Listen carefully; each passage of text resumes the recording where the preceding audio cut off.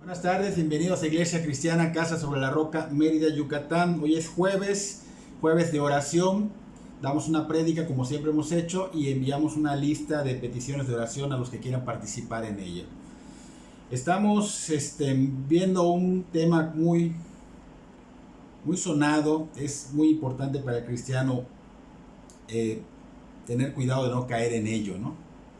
Y esta es la autoestima. Así que el nombre del tema de hoy se llama ¿Debe enfocarse el cristiano en la autoestima? Vamos a orar para que iniciemos. Señor, te damos gracias por un día más de vida. Te damos gracias por mantenernos sanos, Señor, en medio de este azote que está dando el mundo, Señor. Señor, te damos gracias por permitirnos predicar tu palabra, por permitirnos escucharla. Pedimos que tu Espíritu Santo prepare los corazones, prepare esta prédica, que sean palabras que vengan de ti, Señor, y que tú seas glorificado y exaltado, Señor. Bendice a la Iglesia Cristiana Casa sobre la Roca, Señor. Bendice a la Iglesia en general, Señor. Y te pido, Señor, por esas personas que no te conocen, que van a escuchar, Señor, que sean quebrantados y sean, Señor, abiertos sus ojos y oídos para que ellos puedan ver la necesidad urgente de ser salvados por ti, Señor. Bendice a las personas que están en los hospitales en todo el mundo, Señor, que están siendo azotados con esta pandemia, Señor.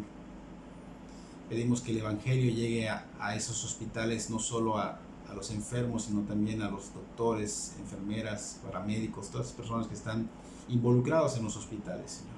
Que ellos puedan conocerte, también ser salvos, Señor.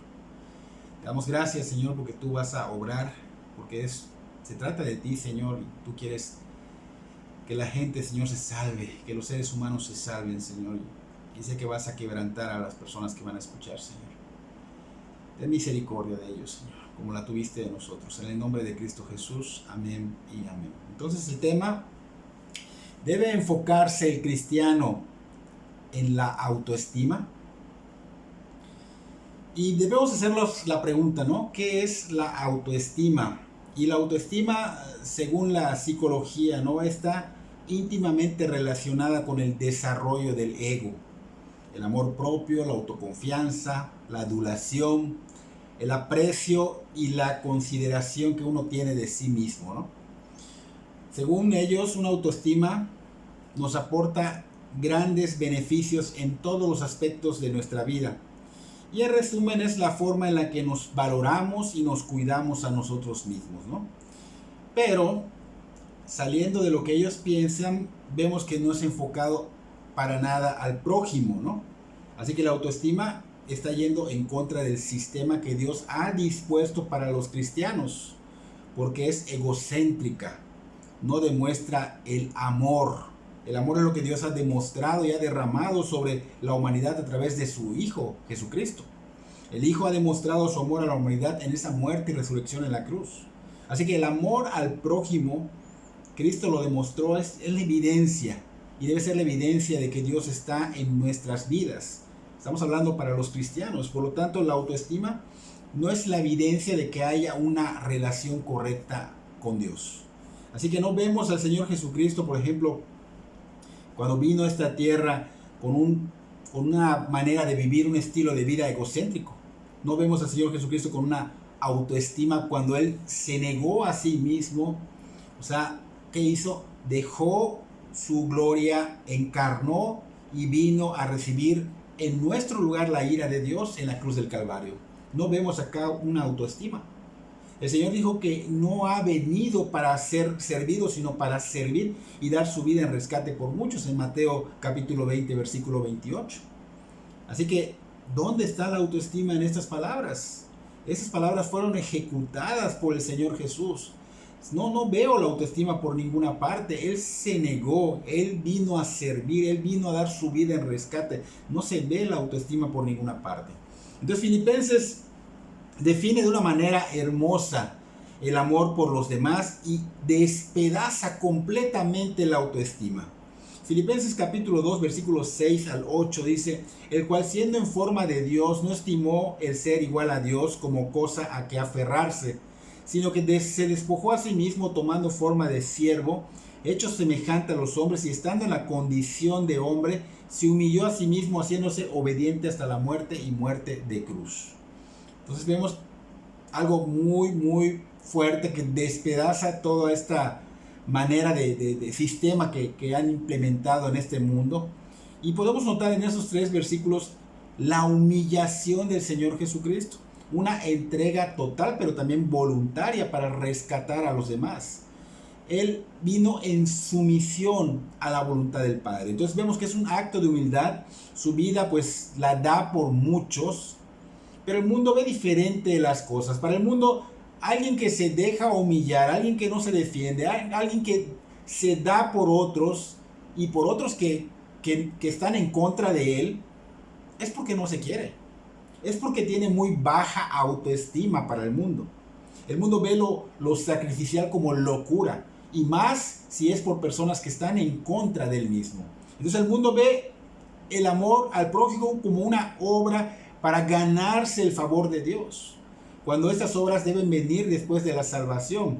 Como una fuente de la cual brotan las obras, pero sin intención de condicionar a Dios. Porque el mundo pues verdaderamente condiciona a Dios. Ellos piensan diferente. Hago esto por conveniencia porque quiero ganarme el favor de Dios. Y todo esto pues es erróneo. Vemos que el Señor lo que demuestra acá es que tuvo compasión por los pecadores. Por eso vino, por eso se despojó, por eso se humilló, por eso encarnó y vino y dio misericordia a la humanidad cuando debería de dar castigo. En vez de darnos lo merecido que era castigo, el castigo, ¿por qué? Porque ofendimos a Dios con nuestra vida.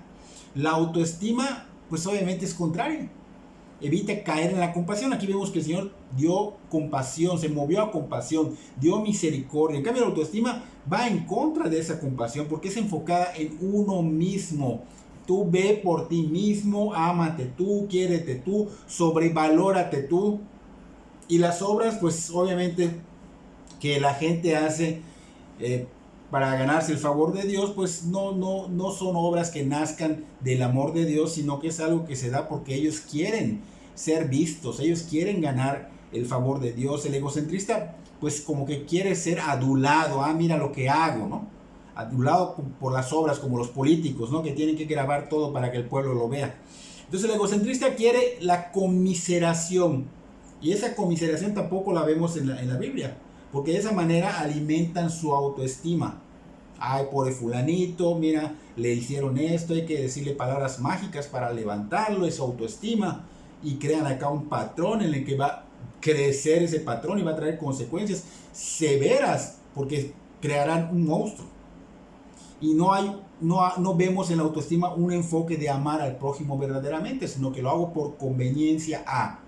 No hay un enfoque en servir a los demás de forma natural, o sea, me nace hacerlo sin condición, sin que yo requiera algo a beneficio mío. No hay ese amor al prójimo por naturaleza. No hay ese enfoque de preocuparse por los demás naturalmente, sino que lo hago por conveniencia. ¿Cómo puedo preocuparme por otras personas si no me conviene? Lo hago porque me conviene. Entonces aquí vemos que es diferente lo que el Señor nos muestra, porque todo lo que vemos del mundo es que se hace por algo, por ganar algo, por beneficio propio, ¿no? Todo es conveniencia para un fin egocéntrico, o sea, algo egoísta, ¿no?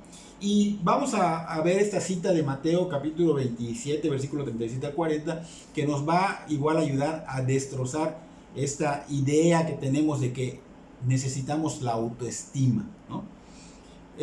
Mateo 22, capítulo 22, versículo 37 al 40 dice: el Señor Jesús dijo claramente acá: amarás al Señor tu Dios con todo tu corazón y con toda tu alma y con toda tu mente. Este es el primero y grande mandamiento. Y el segundo es semejante: amarás a tu prójimo como a ti mismo. De estos 2 mandamientos depende toda la ley y los profetas. Estamos viendo que el Señor está resumiendo la ley entera en estos 2 mandamientos. No vemos al Señor Jesús que esté diciendo: amarás al Señor tu Dios con todo, y que diga seguro: ámate a ti mismo, valórate a ti mismo, tú vales mucho, no te des por los demás, no sigas mis ejemplos, no te dejes humillar, porque tú eres una hermosa persona, porque tú eres una hija de Dios, ¿cómo te vas a rebajar? Tú vales mucho, eres hija del rey. No vemos que diga esto, no leemos eso. El Señor Jesús señala 2 mandamientos como definición de la ley, como lo que viene siendo el resumen de lo que es la ley completa. Entonces vemos que se enfoca en lo que es primordial, o sea, lo que es importante. Amarás al Señor con todo tu corazón, o sea, con todo lo que tú tienes, con todo lo que tú eres, con toda tu fuerza. Pero también dice que amarás al prójimo como a ti mismo. Está muy claro, significa que nuestro amor al Señor debe también ser, aparte que debe ser con todo lo que tenemos, con todo lo que somos, con todo el corazón, pero también debe ser reflejado en amar a los demás, en amar al prójimo. Aunque esto es algo difícil de hacerlo a la perfección, pero no es imposible para Dios. Si el Señor lo está diciendo es porque nosotros podemos. ¿Por qué? Porque el Señor también mostró con su vida cómo amó al Padre y Él caminó en el Espíritu, es el mismo Espíritu que tenemos nosotros. Así que Él mostró con su vida, se dio en total sumisión al Padre y Él es el ejemplo supremo. Cristo es la perfección porque no hubo un momento que el Señor Jesús no mostrara su amor al Padre. En todas sus acciones lo vemos caminar con acciones, actitudes, comportamientos, pensamientos, en donde solo glorificaba al Padre. Y esto es más que obvio que Él demostraba el amor al Padre, pero también el amor al prójimo. Así que no hubo ni siquiera un segundo en que Él esté caminando pensando en solo Él, en su autoestima. Él estaba pensando y ejecutando la voluntad de Dios por amor al Padre. Ha habido mucha confusión sobre lo que significa amar al prójimo como a uno mismo. Y esto no significa que debemos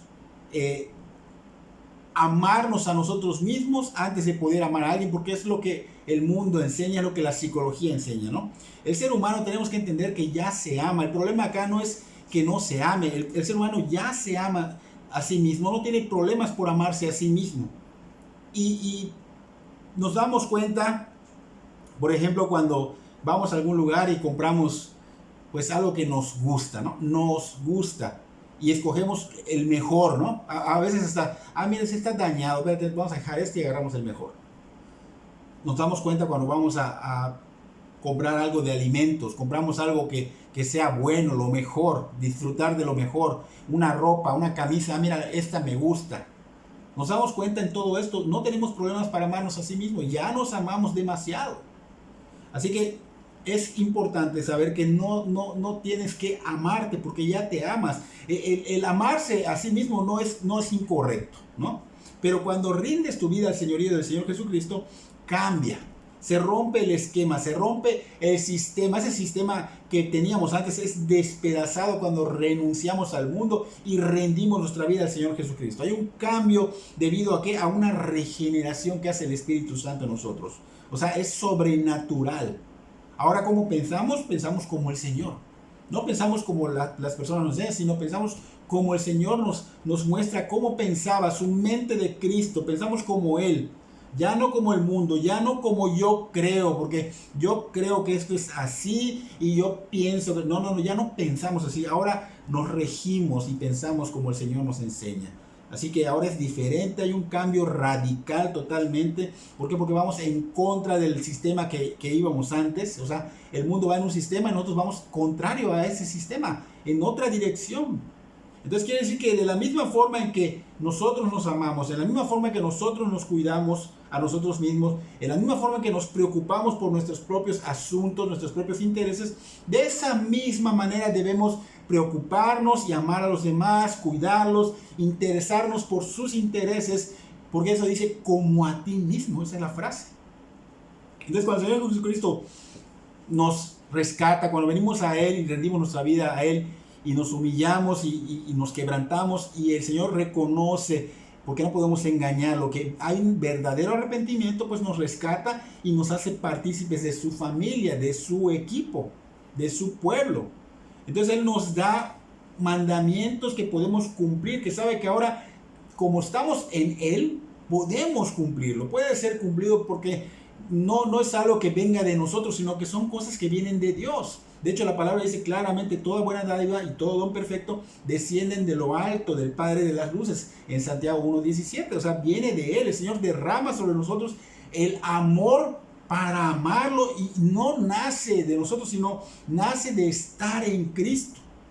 Entonces vemos que esto puede ser cumplido porque el Señor es el que nos lleva a esto. El Espíritu Santo es Dios mismo que nos guía a amar a Dios como le place al Padre, ¿no? Entonces, cuando el Señor Jesucristo dice, ama a tu prójimo, o sea, ya estamos hablando de Dios, ama a tu prójimo, y señala la siguiente frase, como a ti mismo, se refiere que es así como pensamos, así como actuamos, así como somos con nosotros mismos, así debemos hacerlo con el prójimo. Ya no debe haber egoísmo en el corazón del creyente por las otras personas. O sea, solo yo, espérame, no, lo mejor para mí. No debe de haber eso. Hay eso todavía en muchas personas. Las tenemos todos, pero tenemos que ir soltando estas cosas porque no debe de haber un corazón egoísta. El Señor está entronado en un corazón donde no hay orgullo. Debe ser sacado ese orgullo. Entonces la autoestima, obviamente, cuando el Señor viene a cambiarnos, a regenerarnos, la autoestima se acaba, la autoestima se destroza, se despedaza. ¿Por qué? Porque ahora te reviste, tu vida la reviste, el Espíritu Santo la reviste de Cristo. Ahora ha nacido una estima, no una autoestima, sino una estima por los demás, sin caer en el egoísmo. Y el Señor Jesús nos enseña a cómo podemos salir de esta autoestima en Mateo capítulo 16, versículo 24. Si puedes apuntarlo. Capítulo 16, versículo 24. Que dice: entonces Jesús dijo a sus discípulos, si alguno quiere venir en pos de mí, niéguese a sí mismo y tome su cruz y sígame. Porque todo el que quiera salvar su vida la perderá, y todo el que pierda su vida por causa de mí, la hallará. La hallará. Entonces el Señor nos está diciendo que ya no debemos vivir más para nuestro yo. Yo creo, yo pienso, yo tomo, yo sí soy, yo esto, yo lo otro. No, ya no debemos vivir para ello, porque caemos en rebeldía contra Dios. Es egoísmo, y si seguimos viviendo así, pues obviamente vamos a perecer, vamos a ir en contra de Dios. Entonces es importante ya no vivir a nuestro yo, ya no vivir a nuestra propia voluntad. Aquí lo está diciendo el Señor, claramente. Niéguese a sí mismo, tome su cruz. Tomar su cruz es morir a la voluntad, porque es egocéntrico si seguimos viviendo a nuestra manera y a nuestra voluntad. Entonces nosotros debemos morir a ese yo. Ya no domina mi yo mis pensamientos, ya no domina mi yo mis acciones. Ahora hay alguien en mi corazón quien dirige, quien está entronado, y es el Señor Jesucristo. Entonces rendí mi vida a su señorío. Entonces Él debe de gobernar, Él debe de regir mi vida, debe ser regida por Él. Y también nos dice que debemos cargar nuestra cruz, o sea que debemos morir a nuestra voluntad, renunciar a lo que nosotros teníamos como voluntad. Ya no es lo que yo creo, ya no es la voluntad humana, ya no es la que nos guía, sino que ahora renunciamos a nuestro yo, renunciamos a nuestra voluntad. Entonces quiere decir que nos negaremos a obedecer a nuestro yo y a nuestra voluntad, y ahora nos enfocaremos en hacer lo que el Señor nos dice a través de su palabra. Él es el ejemplo supremo. El Señor nos dio muchos ejemplos en su caminar por este mundo, y Él no nos ha dado un espíritu de cobardía, sino dice que nos ha dado un espíritu de poder, de amor y de dominio propio. Así que Él no nos pone algo que sea imposible. Él nos ha dado la gracia suficiente para que podamos hacer lo que Él nos está mandando. El Señor no nos ordena algo que no podamos hacer. Su gracia es derramada sobre nosotros. Él pasó por estas cosas y por más, y vivió por medio del Espíritu en esta tierra. Así que Él sabe lo que podemos hacer en Él, con el Espíritu. Entonces no nos dará una orden de algo que no haya hecho Él. Él se sujetó a la voluntad del Padre, nosotros debemos sujetarnos. Él se preocupó por los pecadores, nosotros debemos preocuparnos por ellos. Él vino por los enfermos, debemos de veras arrebatar a los enfermos. O sea, a los enfermos se refiere a los pecadores igual. Entonces Marcos 2:17 dice: cuando Jesús los oyó, Les dijo, la gente sana no necesita médicos. Estaban criticándolo porque comía con algunos pecadores, pero no participaba con ellos. Eso es muy importante señalarlo. Pero él en ese momento dice, la gente sana no necesita médicos, los enfermos sí. No he venido a llamar a los que se creen justos, sino a los que saben que son pecadores. Así que él vivió haciendo algo por los pecadores, por los enfermos, por los demás, por nosotros. Y lo sigue haciendo a la diestra del Padre. Él dio todo por nosotros, aún siendo pecadores, aún estando en nuestros delitos y pecados, dice la palabra. Él nos dio vida, Él nos perdonó, Él nos justificó ante el Padre. Y eso es lo que tenemos que hacer nosotros, perdonar, servir, ser un pequeño Cristo, que es lo que significa ser cristiano. En ocasiones tenemos que sacrificar cosas para servir al Señor o por servir al Señor. Por ejemplo, a veces tenemos que sacrificar vacaciones por ir a dar esperanza a otros en lugares muy fuertes, como la prisión, la cárcel. Sacrificar otras cosas, como por ejemplo, voy a dejar de hacer algo que tenía que hacer, que a mí me gusta, por ir a ver a una persona que se está muriendo. O a lo mejor estoy disfrutando de algo y me tengo que ir a ver a una persona que se está queriendo matar, suicidarse. Y así sucesivamente. El caminar del verdadero cristiano, no podemos ver en él la autoestima. No hay ese autoestimarse, no hay ese autoengrandecerse, no hay ese autocompadecerse. Más bien es negarse totalmente a uno mismo. Porque el que quiere engrandecerse, dijo el Señor claramente, que será humillado. El que es hijo de Dios y vive en la autoestima está yendo en contra de lo que el Señor Jesucristo dijo y será humillado. Mateo 20:26.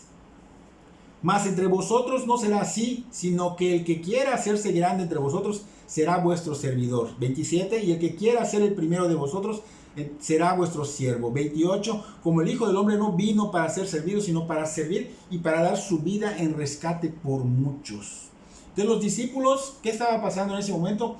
Ellos querían grandezas, ellos estaban queriendo autoengrandecerse, estaban queriendo ser más que los demás, querían posición. La autoestima estaba saliendo a flote, pero el Señor, ¿qué? Los bajó. El Señor les enseñó que la grandeza de los siervos de Dios no se ve como ellos piensan o como la ve el mundo, sino contraria. Que el reino de Dios se mueve en dirección contraria al reino del maligno. Les enseñó a ellos que la verdadera grandeza en el reino de los cielos se evidencia en servir a los demás.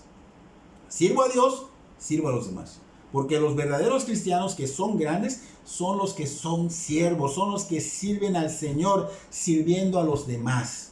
No los que esperan ser servidos, porque Él mencionó, de hecho mencionó en Él mismo, que el que es mayor de vosotros sea vuestro siervo. Porque el que se enaltece será humillado y el que se humilla será enaltecido. Así que el costo de seguir a Cristo, pues es totalmente negarnos a nuestro yo, negarnos a nuestra voluntad, que es cargar la cruz, y seguir el sistema del Señor. Ese es el costo. No seguimos al mundo, seguimos el sistema del Señor, porque ya no somos del mundo. El Señor dijo claramente que nos eligió dentro del mundo, nos sacó del mundo, pero por eso ahora estamos chocando con el mundo, con nuestra forma de ser, con nuestro sistema, con nuestra manera de ser. Por eso el mundo nos aborrece, pero aborreció al Señor. Tiene que suceder, porque el mundo pues hace lo contrario que nosotros ahora creemos y hacemos, porque nosotros vivimos de manera diferente. El siervo del Señor no debe seguir viviendo como antes, sino debe vivir con la corriente del sistema de Dios, no con la corriente del mundo. No debe seguir al que no es de Cristo. Por ejemplo, mucha gente imita conductas de los amigos, imita conductas de los padres que no son de Cristo, de los amigos que no son de Cristo, de los padres que no son de Cristo, de los hermanos que no son de Cristo. O sea, no debemos imitar las conductas de los amigos mundanos, no debemos imitar las conductas de los padres mundanos, no debemos imitar las conductas de los hermanos mundanos, no debemos seguir la corriente de este mundo. Debemos reflejar la gloria de Dios con nuestra manera de vivir, y siguiendo al mundo no la reflejamos. Entonces tenemos que vivir como Dios nos dice, para que podamos arrebatar a los que son del mundo para Cristo. Porque el verdadero siervo, el verdadero cristiano, debe morir a su autoestima, no debe ser egoísta, Porque hay mucha gente que dice, bueno, yo ya soy salvo y ni se preocupa por los demás. No debe ser egoísta, porque si lo es, solo es evidencia de que está caminando en la carne, que no estás caminando con el Señor, que está caminando lejos del Señor.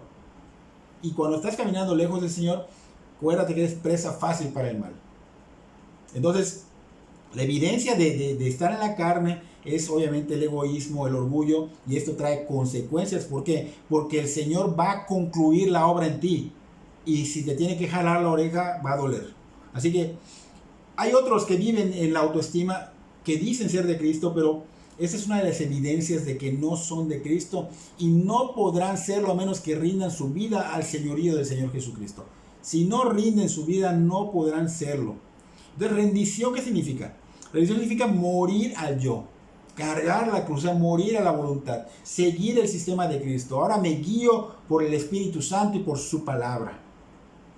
No me enfoco en hacer lo que el mundo hace y lo que a mí me place y lo que yo creo correcto. No me enfoco en corazonadas, no me enfoco en sabiduría del mundo, sino me enfoco en sabiduría de Dios. No reacciono como el mundo reacciona a cualquier cosa, no reacciono como reacciona el Señor. Debo vivir como Él, no como el mundo. Ahora me enfoco en el consejo divino, la sabiduría divina, no a la psicología, no a la filosofía, no a ayudas externas, sino a la suficiencia de las Escrituras. Porque si no me rijo por la voluntad de Dios y no creo que es suficiente, estoy totalmente alejado, estoy frito, estoy perdido, y sin Cristo estoy totalmente muerto. Así que el Señor fue muy claro, lo dijo en Lucas 14:27. El que no lleve su cruz y no viene en pos de mí, no puede ser mi discípulo. No puedo hacerlo. Si no me niego, si no realmente rindo mi vida a Él, no puedo ser su discípulo. Segunda Timoteo capítulo 3 versículo 1 y 2 dice, también debes saber esto, le decía Pablo a Timoteo, que en los postreros días vendrán tiempos peligrosos. En toda generación hay tiempos peligrosos, porque habrá hombres amadores, dice el versículo 2, de sí mismo, amadores de sí mismo, avaros, vanagloriosos, soberbios, blasfemos, desobedientes a los padres, ingratos, impíos. Pero esta palabra, amadores de sí mismo, toda una autoestima. Estos hombres amadores de sí mismos son hombres y mujeres con autoestima, o sea, que son orgullosos, que son egocéntricos, que viven en su yo, que no se niegan a su voluntad, sino viven en su voluntad. Y vemos que el orgullo y el egocentrismo es igual a pecado. Y el pecado, dice el Señor, que es muerte. Entonces el Señor fue bien claro al decir que en Juan 12:25, que el que ama su vida la va a perder. El que ama su vida la perderá, y el que aborrece su vida en este mundo para evitar la vida eterna, el que aborrece su vida en este mundo, pues obviamente va a ganar la vida. Pero el que ama su vida, pues obviamente va a perderla. Entonces, esto es importante saberlo, ¿no? Por ejemplo, yo quiero vivir a mi manera. Estoy, de alguna manera, amando mi vida. Pero si yo aborrezco mi vida, no se refiere a que la aborrezca, sino que esa vida pasada ya no la vuelvo a tomar, pues obviamente va a haber vida eterna. Estoy renunciando a mi vida pasada, no quiero amarla más, porque si lo hago me voy a ir al infierno, porque realmente no es lo correcto. Claro que cuando uno ya es salvo, uno sabe que tenemos que morir a nuestra voluntad, que tenemos que morir a nuestro yo, porque si no morimos totalmente a nuestro yo, si no rendimos nuestra vida al Señor Jesucristo, pues vamos a morir en un infierno, y que no significa morir, sino que vamos a sufrir y padecer por los siglos de los siglos. Ahora, es importante, fuimos salvados no para seguir en una vida de esclavitud al pecado. Fuimos salvados y fuimos llamados a ser humildes, teniendo paciencia los unos con los otros, en amor, pero un amor no fingido. Efesios 4:22, con toda humildad y mansedumbre, soportándonos con paciencia los unos a los otros en amor. No debemos ser orgullosos, no debemos creernos más que los demás, debemos amarnos y servirnos en un amor no fingido. Romanos 12:3 dice algo así: ninguno piense de sí mismo más de lo que debe de pensar. O sea, no debemos pensar que somos más que otros. No debemos creernos más, porque esto es orgullo, no debemos ser orgullosos. 1 Pedro capítulo 5, versículo 5 dice, igualmente jóvenes, estad sujetos a los ancianos, y todos sumisos unos a otros, revestidos de humildad, porque Dios resiste a los soberbios y da gracia a los humildes. Resiste a los soberbios, resiste a los egocéntricos, resiste a los orgullosos. Y esta palabra de ser sumisos unos a otros, revestidos de humildad, aplica para todo cristiano. Aunque Pedro lo usa aquí para los jóvenes, pero aplica a todos. Dice revestidos de humildad. O sea, humildad es demostrado por medio de la sumisión. Me sujeto, acá dice que sujeto a los ancianos, sujeto a nuestros adultos, sujeto a nuestros pastores, sujeto a nuestras autoridades, me sujeto porque tengo la vestimenta, tengo la humildad, la habilidad de guardar alegremente, obviamente no en mi agenda, pero no lo que yo pongo, sino lo que Dios quiera. Aún así, la agenda de Dios sea movida por otra persona me diga, por ejemplo, mi pastor me diga algo, pues yo me tengo que sujetar. Mi autoridad me diga algo, yo me tengo que sujetar. Entonces, debemos de, no solo los jóvenes, sino todos. Por ejemplo, Clark dijo que, esta cita que acabamos de leer de Pedro, dice que debemos esforzarnos todo lo posible para servirnos los unos a los otros. Él dice, dejen que el pastor se esfuerce en servir a la gente y que la gente se esfuerce en servir a los pastores y que no haya ninguna contención, sino que hagan lo mismo para obligar y aprovechar todo lo demás. Es lo que Clark dice. Pero acá está utilizando revestidos con humildad. O sea, la frase revestidos se traduce como una palabra que se refiere a un esclavo poniéndose un mandil para servir. Y esto lo vimos que el Señor Jesús lo hizo, se puso algo como un mandil para lavar los pies a los discípulos en Juan 13:4. Así que antes de que nosotros hagamos algo, antes de que nosotros sirvamos, hay que revestirnos, o sea, revestirnos de humildad. Y las marcas de la humildad, pues por ejemplo, hay cosas que vamos a ver que limpieza de baños, limpieza de cosas en las iglesias, en tu propia casa, no las quieres hacer. ¿Dónde está la humildad? Esas son marcas de la humildad. Lo hago por amor al Señor. Debo estar consciente de que no podemos hacer nada apartados de Dios. Pero nosotros podemos porque tenemos el Espíritu. Pero nosotros nos apartamos. Entonces, el Señor nos está diciendo que no es que nos olvidemos de nosotros mismos, pero que debemos tener un enfoque centrados en los demás como en nosotros mismos, como lo hacemos por nosotros. No estamos diciendo descuida lo tuyo, no, pero enfócate en nosotros igual como tú te enfocas en lo tuyo, ¿no? Entonces la humildad es esencial para nuestra relación con Dios. Si queremos veras caminar en la gracia de Dios, o sea, la gracia de Dios es ese regalo inmerecido, ese favor inmerecido, ¿no? Entonces debemos que despojarnos de esa autoestima que es orgullo, de esa autoestima que es falta de humildad. Entonces debemos despojarnos de ello. No solo es enfocarnos en lo nuestro, sino ver por los demás, porque el Señor dice que debemos de amar al prójimo como a sí mismo, y dice que si no lo hacemos estamos prácticamente resistiendo, prácticamente estamos yendo en contra de su voluntad, y Él dice que resiste a los soberbios. Y esto de que resiste a los soberbios prácticamente es como la idea de una posición de batalla en contra del que está en contra de su voluntad. Así que no creo que queramos estar en contra de Dios, en guerra con Dios, cuando Cristo ya nos ha reconciliado, cuando Cristo ha traído paz con Dios, entre Dios y nosotros. Entonces sería de terror si estamos cayendo en esto. Sin la humildad estamos en contra de lo que Dios está diciendo, y esto es rebeldía y sale a flote, que es orgullo. Y la gracia y el orgullo son enemigos eternos. Así que el orgullo, ¿qué pasa? Demanda que Dios me bendiga por lo que yo merezco. Ese es el orgullo. La gracia solo trata conmigo en base a lo que Dios es. ¿Dios qué es? Es amor. No en base a lo que yo hago, sino en base a lo que Dios es. Meyer decía que el orgullo es uno de los pecados más detestables. Spurgeon decía que si estamos dispuestos a hacer nada, Dios hará algo de nosotros. Él decía que el camino hacia la cima de la escalera es empezar desde abajo.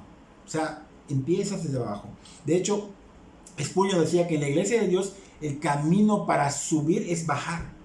Pero el que es ambicioso de estar en la cima, dice Spurgeon, en poco tiempo se encontrará en el fondo. Así que aquí lo vemos, Pedro está diciendo que será humillado. Pero también Pedro está diciendo que llegará el tiempo en que Dios nos exalte. O sea, debemos ser humildes, debemos humillarnos porque va a llegar un tiempo que Dios nos exalte. Mientras tanto, debemos estar humillados y sujetos, como Juan el Bautista decía, que yo mengue para que Cristo crezca, ¿no? Así que, si Dios nos tiene en algún lugar de humildad en este momento, sometámonos al plan de Dios. Él sabe que en un tiempo de Él, no el nuestro, nos va a exaltar, porque a veces pensamos que nosotros conocemos mejor el tiempo que debe exaltarnos que Dios, y caemos en el error. No, Él sabe cuándo. Habrá tiempos de que vamos a estar tal vez humildes o tocando piso, no hay duda de ello, pero la humildad verdadera se demuestra cuando tenemos la habilidad de echar nuestra ansiedad sobre Dios. O sea, lo que nos tenga humillados, en manos de Dios, en manos de Dios, porque es presuncioso y orgulloso que esas preocupaciones, esas cargas no sean depositadas en Él, porque Él ha dicho claramente en Mateo 5, 31 y 34 que vengamos a Él a depositar nuestras cargas si estamos cansados y trabajados. Así que si nos enfocáramos en hacer caso de lo que la palabra dice, por ejemplo, en 1 Pedro 5, 6, dice que nos humillemos bajo la poderosa mano de Dios y que Él nos va a exaltar en su tiempo. Si hiciéramos esto, las preocupaciones, la codicia, la autoestima, la ambición, la popularidad, todas esas cosas que nos llevan a no ser humildes, a ser orgullosos, a ser egocéntricos, se evaporarían, se despedazarían si realmente nos humilláramos bajo la poderosa mano de Dios. Entonces el Señor Jesús es nuestro ejemplo supremo, es importante saberlo, debemos ir tras de sus huellas, debemos imitarlo, debemos tomar la actitud que Él tomó, Él se humilló, Él sirvió. Entonces debemos de alguna manera evitar caer en el odio, porque en el orgullo, en el egocentrismo, porque es algo que va contrario a todo lo que es ser humilde, ¿no? Entonces Él, vemos que cómo se humilló, Él nos mostró, Él se sacrificó, Él dio su amor, o sea, dándose Él mismo, tuvo compasión, hizo algo, la compasión te mueve a hacer algo, hizo algo, fue sumiso, fue obediente, valiente y vivió en santidad en esta tierra, sin egoísmos y siempre interesado en glorificar al Padre y salvarnos. Ese es lo que vemos del Señor Jesús en su caminar. Y fue muy evidente que Él tenía interés en el prójimo. ¿A cuántas personas no quería que se convirtieran a Cristo? ¿Cuántas personas no les predicó? ¿Cuántas personas no les predicó el arrepentimiento? Mucha gente no predica el arrepentimiento. Entonces era evidente que tenía interés por el prójimo, no solo por sanar sus heridas, sino por sanar el corazón. Entonces vemos que el interés del Señor no va a haber uno igual al de Él, no habrá otro igual para nada, pero nosotros debemos imitar, debemos seguir sus huellas. Proverbios 11, versículo 2 dice que cuando viene la soberbia, viene también la deshonra, mas con los humildes está la sabiduría. Entonces el que es orgulloso, que está con ese egocentrismo, esa autoestima, es un hecho que va a acarrear deshonra, vendrá deshonra sobre su vida. Pero el que es humilde, pues dice que la sabiduría está con ellos, la sabiduría del Señor. Entonces el Señor nos quiere dar ese don de sabiduría, nos quiere dar ese don de ser humildes. ¿Por qué? Porque nos ama y no quiere que padezcamos por ser orgullosos, porque dice acarreará deshonra. No quiere que padezcamos por estar aún unidos a la autoestima, como casados. El Señor Jesús, si tú ya eres de Cristo, Él te divorció de la autoestima completamente. Te divorció de la autoestima. Entonces el Señor Jesucristo nos enseña que la humildad debe ser obviamente aplicada, no solo decir soy buena gente y callado, no, debe ser vista en sacrificio, en ver por los demás, y esto obviamente va contrario a la autoestima. Entonces debemos seguir el mismo enfoque, como dice Filipenses capítulo 2 versículo 5, haya pues en nosotros ese sentir como en Cristo Jesús. O sea, debemos pensar igual, debemos tener la mente de Cristo. El Señor Jesucristo, ¿qué hizo? Dejó todo. O sea, de su comodidad dejó todo. A veces hay que dejar nuestra comodidad. Dejó todo por nosotros. Se humilló a lo extremo, porque vino de un linaje tan terrible, para que nosotros tengamos oportunidad de decir, bueno, oye, si el Señor vino, yo tengo oportunidad de ser salvado por Él. Porque su linaje era sin realeza. Por ejemplo, Rahab, que era una gentil, era una mujer de la vida. Era una mujer de la vida. De hecho, fue la mujer que protegió a los espías que Josué envió a la tierra para para la tierra prometida. Tamar fue otra que se prostituyó con su suegro. Y el rey David adulteró, mintió y asesinó, y el Señor viene de ese linaje. Entonces vemos que el Señor Jesús se humilló al venir por medio de un linaje tan humillante para Dios encarnado. Así que yo no veo en ninguna parte, no veo escrito de pantalla que, no veo la autoestima, no veo escrito para nada, pero tampoco veo que esto que estamos viendo esté escrito así como solo como pantalla, ¿no? Sino que Él verdaderamente se humilló hasta lo sumo. Y también cuando nació, se humilló, o sea, nació en un lugar que no era digno del rey, no era digno de Dios. Era un establo con olor a estiércol. O sea, no tenía un lugar donde recostarlo más que una tina llamada pesebre, que es donde le daban de comer a los animales. Entonces, Él fue ofendido por su propia creación. Él fue insultado, golpeado, burlado. Le rompieron el corazón al Señor. Lo escupieron y aún así fue a recibir el pago que nosotros, o sea, que toda la humanidad merecía recibir. Entonces tenemos mucho que aprender del Señor Jesucristo, porque la humillación del Señor Jesús resalta, sale a flote, no se pierde. Vemos una humildad divina. Entonces el orgullo no viene de Dios. Es importante saber que no viene de Dios, porque el orgullo, dijimos que es algo que va en contra, es soberbia. De hecho, el orgullo no permite el arrepentimiento, envenena el alma, destruye la relación con el Señor. Entonces, en una sola palabra decimos que el orgullo deshonra a Dios. La autoestima deshonra a Dios. Satanás fue soberbio, se autoestimaba. Satanás quería ser como Dios. Vemos el orgullo elevado, soberbia, o sea, quería deshonrar. Bueno, deshonró con esto a Dios, a su creador. Entonces, no caigamos en el mismo error, seamos humildes, porque el Señor da gracia a los humildes, pero ya dijimos que resiste a los soberbios, resiste a los orgullosos, aborrece la soberbia, aborrece la arrogancia, aborrece la testarudez, el mal camino y la boca perversa. Así que nuestro sentir debe ser el mismo que hubo en el Señor. O sea, que soy humilde, pero también aborrezco todo lo que Él aborrece para no caer en deshonrarlo. Él es manso, es humilde de corazón, es nuestro Rey. Cristo es nuestro Salvador y debemos seguirlo. Por eso nos llamamos cristianos, porque seguimos a Cristo. ¿Es difícil? Lo es. No digo que no lo es. Pero Él nos da la solución. El Señor nos dice, vienes a mí, yo te voy a hacer descansar. O sea, lo estás sintiendo difícil, descansa en el Señor. Pon tu carga en Él.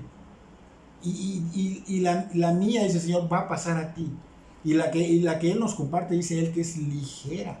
O sea que no nos vamos a sentir cargados. Nos da la gracia para poder con lo que se nos pueda presentar.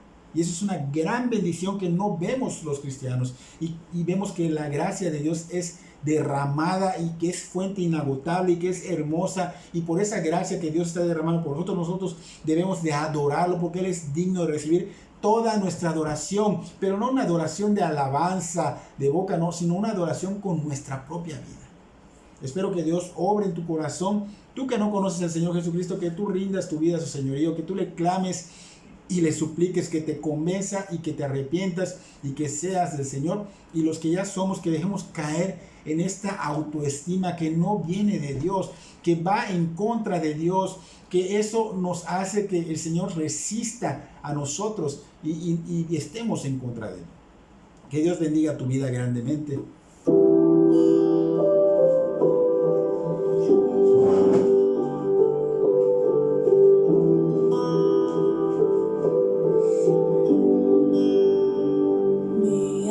Estaba rota y herida, pero tu gracia la restauró. Manos vacías que tú llenas.